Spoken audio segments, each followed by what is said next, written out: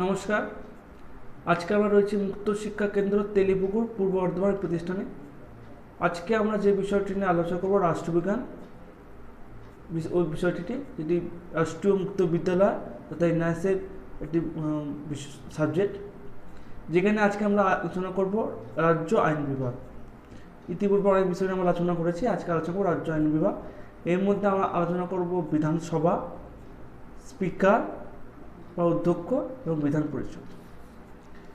ভারতবর্ষ একটি রাজ্য সমবায়। ভারতবর্ষে কেন্দ্র ও রাজ্য সমবায়ের মাধ্যমেই সরকার আছে, যদিও ভারতবর্ষ সংবিধানে যুক্তরাষ্ট্র হিসেবে কোনো উল্লেখ করা হয়নি। করত রাজ্য নামে তথাস্থিত একটি শক্তিশালী কেন্দ্র গঠনের কথাই হলো সংবিধানের রূপকাররা ভেবেছিলেন, কিন্তু রাজ্যের কথা তো পরবর্তীকালে ভাবা হয়েছিল। অধিকাংশ রাজ্য রাজ্যপাল এবং রাজ্য বিধানসভা নিয়ে গঠিত, তবে কিছু রাজ্য আছে যেখানে রাজ্যপাল, বিধান পরিষদ এবং বিধানসভা এই তিনটি নিয়ে গঠিত। সেই সব রাজ্যে যেখানে বিধান পরিষদ নিয়ে গঠিত সেই রাজ্যগুলো রাজ্য আইনসভা দ্বিকক্ষ বিশিষ্ট, আর যেখানে রাজ্যপাল বিধানসভা গঠিত সেখানে আইনসভা এক কক্ষ বিশিষ্ট। 5টি রাজ্যে ভারতবর্ষে এরকম দ্বিকক্ষ বিশিষ্ট আইনসভা দেখা যায়। কেন্দ্রে রাজ্যসভা তুলনায় লোকসভা সময় অতি ক্ষমতাশালী। তেমনি রাজ্যের ক্ষেত্রে রাজ্য নিম্নকক্ষ উচ্চকক্ষের চেয়ে সবচেয়ে বেশি ক্ষমতাশালী, অধিক ক্ষমতাসম্পন্ন। প্রথমে আলোচনা করবো আমরা বিধানসভা। প্রতিটি রাজ্যের একটি করে নিম্নকক্ষ অর্থাৎ রাজ্য বিধানসভা আছে, যেখানে সদস্যরা জনসংঘের প্রত্যক্ষ ভোটের মাধ্যমে নির্বাচিত হন। এটি একটি জনপ্রতিনিধি সভা হিসেবে বলা হয়ে থাকে, যেখানে সার্বিক প্রাপ্তবয়স্কের ভোটাধিকারের ভিত্তিতে প্রত্যেক প্রার্থী নির্বাচিত হয়ে থাকেন। নারী পুরুষ নির্বিশেষে 18 বছর বয়স্ক হলেই তারা নির্বাচনের মাধ্যমে বিধানসভার প্রার্থীদিকে নির্বাচিত করে থাকেন। জনসংখ্যার ভিত্তিতে প্রতিটি রাজ্য কয়েকটি নির্বাচনী কেন্দ্র প্রণীত হয়। এই নির্বাচনী কেন্দ্রগুলিকে সংশ্লিষ্ট নির্বাচন কার্যালয়, যে ভোটদাতা কার্যালয় যেখানে ভোটদাতাদের তালিকা থাকে, তার ভিত্তিতে নির্বাচিত রাজ্য বিধানসভা নির্বাচনে ভোট প্রদান করে থাকে। বিধানসভার সদস্য সংখ্যা অনুযায়ী কোন রাজ্যের সদস্য সংখ্যা কত হবে তা নির্ধারিত হয়। তপসিলি জাতি উপজাতি সম্প্রদায়ের জন্য আসন সংখ্যা বিধানসভায় নির্দিষ্ট করে রাখা আছে। তো বিধানসভার সদস্য হওয়ার জন্য প্রয়োজনীয় যোগ্যতা, তাকে অবশ্যই ভারতীয় নাগরিক হতে হবে, কোনো সরকারি পদে অধিষ্ঠিত থাকা চলবে না, কোনো লাভজনক পদে অধিষ্ঠিত থাকা চলবে না, এবং কমপক্ষে তাকে 25 বছর বয়স্ক হতে হবে, এবং ভোটদাতা তালিকায় তার নাম নথিভুক্ত থাকতে হবে। মূলত এই প্রাথমিক এগুলি সত্য থাকে। সংবিধানে বলা হচ্ছে রাজ্য বিধানসভার সদস্য সংখ্যা 500 বেশি হবে না এবং 60-এর বেশি কম হবে না, কিন্তু কোনো এক ছোটো রাজ্যে সদস্য সংখ্যা 60-এরও কম আছে। গোয়ার বিধানসভার সদস্য সংখ্যা 40, উত্তরপ্রদেশের বিধানসভার সংখ্যা 403। 2003 সালে উত্তরাঞ্চল থেকে পৃথকভাবে উত্তরাখণ্ড গঠিত হয়, এবং সর্বদা রাজ্য উত্তরপ্রদেশে গঠিত হয়, যেটা নাম তখন যার সংখ্যা বা যার বিধায়ক সংখ্যা 403। বিধানসভায় যদি কোনো ভারতীয় সদস্য প্রতিনিধি না থাকে, সেক্ষেত্রে একজনকে প্রত্যক্ষ নির্বাচনের মাধ্যমে রাজ্যপাল মনোনীত করতে পারেন। এছাড়া তপশিলি জাতি উপজাতিদের জন্য নির্দিষ্ট একই পদ্ধতি আসনে কেবল একই প্রতিনিধিত্ব করতে পারে। বিধানসভায় স্থায়িত্বকাল 5 বছর। রাজ্যপাল অবশ্য মুখ্যমন্ত্রী পরামর্শ করে অন্যতম মন্ত্রীদের নিয়োগ করেন এবং তার নির্দেশ অনুযায়ী তার কার্যভার এবং তিনি অধিবেশন রাখতে পারেন এবং স্থগিত রাখতে পারেন। সংবিধানের 356 অনুযায়ী যদি রাজ্যে শাসনতন্ত্রের অচলাবস্থা জারি হয়, সেক্ষেত্রে রাষ্ট্রপতি বিধানসভা ভেঙে দিতে পারে। সংবিধানের 352 যদি বলা হয়, সেক্ষেত্রে জাতীয় জরুরি অবস্থা চলতে থাকে, সেগুলো সংসদে বা পার্লামেন্টের অনধিক 1 বছর জন্য বিধানসভা কার্যকাল বৃদ্ধি করতে পারে। সুতরাং এখান থেকে একটা জিনিস প্রশ্ন হচ্ছে, বিধানসভা কীভাবে গঠন হয়, বিধানসভার সদস্য হওয়ার যোগ্যতা, বিধানসভা কতগুলি থাকা প্রয়োজন, কীভাবে নির্বাচিত হন এবং বিধানসভা কীভাবে ভেঙে দেওয়া যায়। এবার হচ্ছে স্পিকার বা অধ্যক্ষ। বিধানসভার নির্বাচিত সদস্যগণ সবার যাবতীয় কার্য পরিচালনা জন্য তাদের মধ্যে থেকে নিজের থেকে একজনকে স্পিকার পদে নিযুক্ত করে থাকেন। তিনি সেই ভোটের মাধ্যমে নির্বাচিত করে এবং বিধানসভা নিয়ে সভাপতিত্ব করে থাকেন।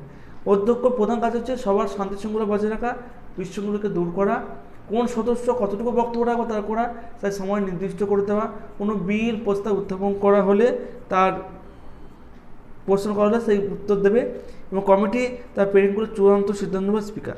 সাধারণভাবে স্পিকার কোনো ভোটদান দিতে পারে না, এক্ষেত্রেও আমরা লোকসভার ক্ষেত্রে বলে যাই। তবে কোনো বিল যদি টাই হয়ে যায়, মানে পক্ষ বিপক্ষের সমান পরিত হয়, সেক্ষেত্রে নির্ণয় ভোটটি স্পিকার দিয়ে থাকেন।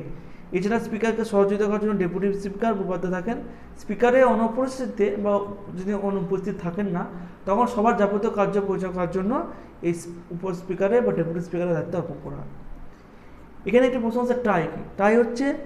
টাই করতে অর্থ হলো কোনো বিল যদি বিলটির প্রস্তাবে পক্ষে বিপক্ষে সমান ভোট পড়ে, তাহলে সেক্ষেত্রে বিধানসভার স্পিকার সেই নির্ণায়ক ভোটটি দিয়ে সেই বিলটিকে জয়ী করতে পারেন। সেক্ষেত্রে টাই কথাটি ব্যবহার করা হয়ে থাকে। এখন পর্যন্ত আলোচনা করলাম রাজ্য আইনসভার নিম্নকক্ষে, এবার আলোচনা করব রাজ্য আইনসভার উচ্চকক্ষ, যেটা উচ্চকক্ষ হচ্ছে বিধান পরিষদ। ভারতের সকল রাজ্যে কিন্তু বিধান পরিষদ নয়, 5টি রাজ্যে, তার মধ্যে উত্তরপ্রদেশ, বিহার, কর্ণাটক, মহারাষ্ট্র ও জম্মু কাশ্মীরে বিধান পরিষদ আছে। অন্যান্য রাজ্যে কেবল শুধুমাত্র এক কক্ষ বিশিষ্ট আইন বর্তমান। বিধানসভা মোট সদস্যের সংখ্যা উপস্থাপনের সদস্য সংখ্যা 2/3 সমর্থনে যদি রাজ্যে বিধানসভা সৃষ্টির প্রস্তাব হয় এবং প্রস্তাব যদি পাস হয়, সেই প্রস্তাবটি রাষ্ট্রপতির কাছে প্রেরণ করা বা রাষ্ট্রপতি। এরপর আমরা আলোচনা করব বিধান পরিষদ। বিধানসভার পাশাপাশি বিধান পরিষদ হচ্ছে উচ্চকক্ষ একটা রাজ্যের ক্ষেত্রে। ভারতের সকল রাজ্যে কিন্তু বিধান পরিষদ নেই। বর্তমানে 5টি রাজ্যে অর্থাৎ উত্তরপ্রদেশ, বিহার, কর্ণাটক, মহারাষ্ট্র, জম্মু কাশ্মীরে বিধান পরিষদ আছে। অন্যান্য রাজ্যে কেবলমাত্র এক কক্ষ বিশিষ্ট আইনসভায় বর্তমান। বিধানসভায় উপস্থিত সদস্য সংখ্যা বা মোট ভোট সদস্য সংখ্যা এবং তাদের ভোটদানকারী সদস্য সংখ্যার 2/3 সমর্থন যদি প্রস্তাবটি পাস হয়, সেই বিলটি পাস হওয়ার পর বিধানসভা থেকে সংসদে সেই প্রতিলিপি প্রেরণ করা হয়। অনুরূপভাবে কোনো রাজ্যে বিধানসভা বিলোপের ক্ষেত্রেও একই পথ অনুসরণ করা হয়ে থাকে এবং সংসদ থেকে বিলটি অনুমোদন পেলে সেটি হয় বিধান পরিষদ নতুনভাবে গঠিত হয় বা বিধান পরিষদ বিলুপ্ত ঘটে। সংসদ এক্ষেত্রে বিধান পরিষদে অবলম্বন করার প্রস্তাব গ্রহণ করেছে। এই পদ্ধতি করে পশ্চিমবঙ্গ, অন্ধ্রপ্রদেশ, পাঞ্জাব, তামিলনাড়ুতে বিধান পরিষদ অবলুপ্ত হয়েছে। সংবিধান অনুযায়ী কোনো রাজ্যে বিধান পরিষদের সদস্য সংখ্যা বিধানসভা মোট সদস্য সংখ্যা 1/3 অধিক বা 40-এর কম হওয়া উচিত নয়। ব্যতিক্রম রাজ্য হিসেবে শুধু উল্লেখ করতে পারি জম্মু কাশ্মীরের সদস্য সংখ্যা 36। তবে বিধান পরিষদের সদস্য হওয়ার জন্য কিছু প্রাথমিক যোগ্যতা অবশ্যই প্রয়োজন। তাকে অবশ্যই ভারতের নাগরিক হতে হবে, রাজ্যের নির্বাচন হিসেবে তার নাম নথিভুক্ত থাকতে হবে, কমপক্ষে 30 বছর বয়স হতে হবে এবং কোনো সরকারি লাভজনক পদে অধিষ্ঠিত থাকা চলবে না। বিধান পরিষদের অধিকাংশ সদস্য একক হস্তান্তরযোগ্য সমানুপাতিক প্রতিনিধিত্বের নিয়ম অনুসারে পরোক্ষ ভোটে নির্বাচিত হন। বিধান পরিষদের সদস্যদের একাংশ মনোনীত হন। বিধান পরিষদ গঠন হয় 25টি। 1/3 সদস্য বিধানসভার সদস্য দ্বারা নির্বাচিত হন। 1/3 সদস্য বিভিন্ন জেলা, বোর্ড, পৌরসভা, অন্যান্য স্বায়ত্ত শাসন সংক্রান্ত সংগঠনের সদস্য দ্বারা গঠিত হয় এবং নির্বাচন মণ্ডল দ্বারা তারা নির্বাচিত হয়ে থাকে। 1/3 সদস্য সেই সকল নির্বাচন মণ্ডলের দ্বারা নির্বাচিত হন যারা অন্তত নির্বাচনে 3 বছর পূর্বে স্নাতক পাস করেছেন, যেটা আমরা বলি গ্র্যাজুয়েশন পাস হয়েছে। 1/3 সদস্য মাধ্যমিক বা তার ঊর্ধ্বর শিক্ষা প্রতিষ্ঠানগুলির ন্যূনতম 3 বছরের অভিজ্ঞতা সম্পন্ন শিক্ষকদের দ্বারা নির্বাচিত হন এবং অবশিষ্ট 1/6 বিশিষ্ট সাহিত্যিক, শিক্ষাবিদ, খেলাধুলা, সমবায় আন্দোলন পুরোধা ব্যক্তি, সমাজের সমাজসেবক, বিভিন্ন বিজ্ঞানী, বিভিন্ন সমাজের বিভিন্ন ক্ষেত্রে অগ্রগতি পুরোধারা প্রভৃতির মধ্য থেকে রাজ্যপাল তাকে মনোনীত করে থাকে। রাজ্য সবার মতো বিধান পরিষদও একটি স্থায়ী কক্ষ, এখানে কখনোই ভেঙে দেওয়া যায় না। এর সদস্য কার্যকর সংখ্যা 6 বছর। প্রতি 2 বছর অন্তর 1/3 সদস্য অবসর গ্রহণ করেন, তিনি পুনরায় আবার নির্বাচিত হতে পারেন। এভাবে রাজ্যসভার মতো বিধান পরিষদেরও কিছু ধারাবাহিকতা অভিজ্ঞতা অর্জনের হিসাবে বিবেচিত থাকে। উল্লেখ্য কার্যকাল সমাপ্ত হওয়ার পূর্বে বা অপসারণ হওয়ার পূর্বে যদি কোনো সদস্যের মৃত্যু হয় বা অপসারণ হয় বা অবসর গ্রহণ করেন। উল্লেখ্য কার্যকাল সমাপ্ত হওয়ার পূর্বে যদি মৃত্যু ঘটে বা অবসর গ্রহণ করে, তাহলে ওই সংশ্লিষ্ট সদস্যের কার্যকাল পূরণ হওয়ার জন্য উপনির্বাচনের ব্যবস্থা করে উক্ত শূন্যপদটি পূরণ করা যাওয়া হয়ে থাকে। সুতরাং এটি তার নির্বাচিত হওয়ার একটা পদ্ধতি। বিধান পরিষদের সভাপতি কী করে? বিধান পরিষদের আলোচনা পর্বে যিনি সভা কার্য পরিচয় করেন তিনি বিধান পরিষদের সভার চেয়ারম্যান হিসেবে নিযুক্ত হন। চেয়ারম্যান বিধান পরিষদের যাবতীয় কার্যগুলি নির্বাচিত করে থাকেন। তিনি যাবতীয় কার্যক্রম পরিচয় করে বিধান পরিষদ সদস্যদের বৈঠক চেয়ারম্যান এবং সভাপতি উপস্থিতি হয়। তিনি উভয় কক্ষের অধিবেশনে শৃঙ্খলা রক্ষা করেন। বিধান পরিষদের সদস্য হিসেবে ভোটদান যদি সমান ভোট পড়ে, তিনি প্রধানত নির্ণায়ক ভোটটা লোকসভা বিধানসভার স্পিকারের মতো তিনি ভূমিকা পালন করে থাকেন। চেয়ারম্যানের অনুপস্থিতিতে ডেপুটি চেয়ারম্যান সভা পরিচালনা কার্য সম্পাদন করে। তিনি নির্বাচিত পরিষদের দ্বারা বিধান পরিষদের সদস্যদের মধ্য থেকে নির্বাচিত হয়ে থাকেন। সুতরাং এখান থেকে বলা রাজ্য আইনসভা, এরপর আলোচনা করব। এছাড়া বলা যায় রাজ্য আইনসভায় বছরে 2 বার বৈঠক বসে। সেই বৈঠকের মেয়াদকাল কিন্তু 6 মাসের বেশি অতিক্রান্ত হবে না।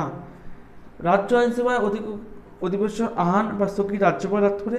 প্রত্যেক সাধারণ নির্বাচনের পরে প্রথম অধিবেশন বসে এবং প্রথম অধিবেশনের ঠিক 6 মাসের মধ্যে আবার অধিবেশন আহ্বান করতে হয়। তিনি যৌথ ভাষণ দিয়ে থাকেন। রাজ্য আইনসভায় বার্ষিক কর্মসূচি, রাজ্য সরকারের আলোচ্য বিষয় কি, পরবর্তী সরকারের রণনীতি সম্পর্কে রাজ্যপাল ভাষণ উল্লেখ থাকে। রাজ্য আইনসভায় সদস্যদের সুবিধা অব্যাহতি সংসদের সদস্যদের মতোই সমান। সুতরাং এখান থেকে একটা ধারণা পরিষ্কার হলো যে বিধান পরিষদ যেমন রাজ্যের ক্ষেত্রে নিম্নকক্ষ, বিধান পরিষদ তেমনি হচ্ছে রাজ্যের ক্ষেত্রে উচ্চকক্ষ। ভারতবর্ষের সংবিধানের ক্ষেত্রে ভারতের ক্ষেত্রে লোকসভা যেমন নিম্নকক্ষ, তেমনি উচ্চকক্ষ হচ্ছে রাজ্যসভা। ঠিকই একই পন্থা অবলম্বন করা হয়েছে রাজ্যের ক্ষেত্র।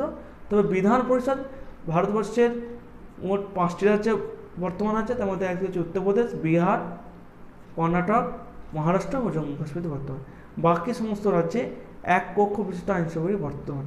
সুতরাং এই আলোচনা থেকে রাজ্য আইন বিভাগের সম্পর্কে যে বিধানসভা প্রশ্ন আছে, যে বিধানসভা কীভাবে গঠন করা, বিধানসভার সদস্য সংখ্যা কত, বিধানসভা নির্বাচিত হওয়ার ক্ষেত্রে কী কী যোগ্যতা থাকার প্রয়োজন, এবং বিধানসভার স্পিকার কীভাবে নির্বাচিত হন, স্পিকারের মৌলিক বা যাবতীয় মুখ্য কাজ কী, এটা বিধানসভা।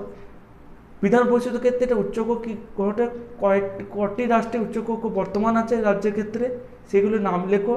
এবং উচ্চকক্ষে নির্বাচিত হওয়ার জন্য বিধান পরিষদ তথা উচ্চকক্ষে নির্বাচিত হওয়ার জন্য কী কী শর্তের প্রয়োজন বা কী কী যোগ্যতা থাকার প্রয়োজন, এবং এই বিধান পরিষদে সমাজে কোন কোন স্তর থেকে নির্বাচিত হতে পারে তার সম্পর্কে আলোচনা করা আছে। দ্বিতীয় হচ্ছে বিধান পরিষদকে সভা কার্যকরীর জন্য কে সভাপতিত্ব করেন মূলত এই গতি কটা কোশ্চেন এখান থেকে আসে। এই আশা করি এই বিধান পরিষদ ও বিধানসভা নিয়ে যে বিষয়টি আলোচনা করলাম তোমাদের কাছে অনেক ধারণা স্পষ্ট হয়েছে। পরবর্তী ভিডিওয়ে বিধানসভার যাবতীয় কার্যক্রম নিয়ে আলোচনা করব। আজকের মতো ভিডিওটি এখানে সমাপ্ত করলাম।